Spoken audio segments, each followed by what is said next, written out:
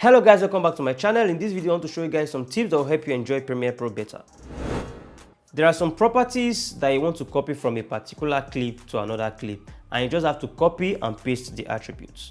When you highlight the particular clip where you want to copy the attribute from, you Ctrl C, you are copying that clip at the same time copying the attributes. Then you go to the other clip where you want to paste the attribute, right click on it and go to paste attributes. And from here you can see all of the attributes that you want to paste. Now if you uncheck the crop, we have everything pasted apart from the crop. And then if you go back there and check the crop, you can see you have it there. So the option is there for you to check and uncheck effects while pasting attributes. The shortcut for pasting attribute is Alt Ctrl V. Next, global effects mute. Sometimes you have a huge timeline with a lot of effects, or your system is not strong enough to handle all of the effects. You can use the global effect mute so it can preview and work smoothly on your timeline. The global effects mute is located on your program monitor. If you can't see it, just press the plus icon, it will open this panel and then you can see it here. Drag it down to your program monitor.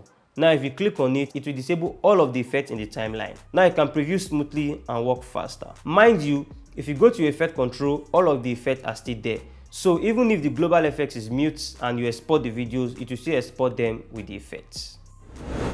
In Premiere Pro, if you go down to your tools, we have a text tool for us to create text. And we know if you go to your essential graphics panel, you can change the font and adjust everything you want. But what I want to show you here is that inside this one layer, you can have multiple text and shapes. So we have this text, still in the same layer, we can add other texts, we can move them around individually, we can change the color, and we can even add different shapes and work on everything individually. If you click on the layer and come to your essential graphics, you can see all of the things that is inside that layer. So you click on any of them to adjust the parameters without affecting the others. You know, if the clip is on your timeline, you have to highlight it section by section to label it. But instead of that, there is a way for you to label the clips even before bringing it to your timeline. And it works better if you have a folder created for each of the category you want to label. So like as you can see here, I have my B-roll folder and every other folder. So if I open the B-roll folder, Ctrl A to select everything that is there, right click, and then go down to label. I choose a label for it. Now if I drag those clips to the timeline, you can see they are labeled.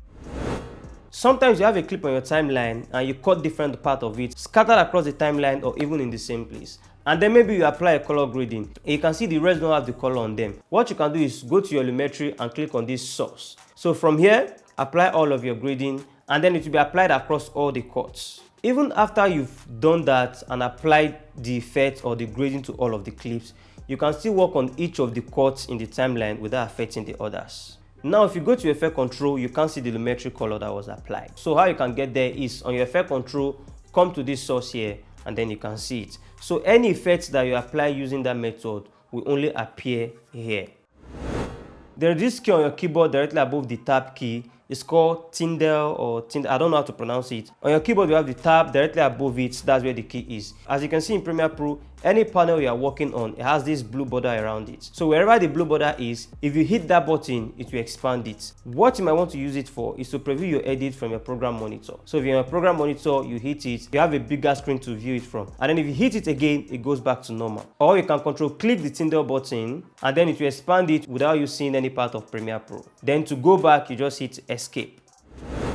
If you're working on a particular project or you are trying to export your edit and you see that the system is not as fast as it used to be, one of the things you can do is clear your cache. How to do that? You go up to edit, scroll down to preference, go to media cache. From here, delete and then delete unused. Or you can do some settings here, like you can see here, you can come here and choose how many days or weeks you want your cache file to last for. And here you can choose what size you want your cache files to get to before they automatically delete it. Another good benefit of deleting your cache file is to free more space on your hard drive. I've seen people use things like this on their videos. There's nothing wrong with it, but anytime you see green background on things like this, it means it should be removed. It's not a must, but it looks better when the green is removed and then you have the graphics directly on your video. So how to remove a green screen? Go to your effects, search for Ultra key, drag it on the clip, go to your effect control, use the color picker, click on the green, boom, the green is gone. Now you can resize the graphics and place it anywhere in your video.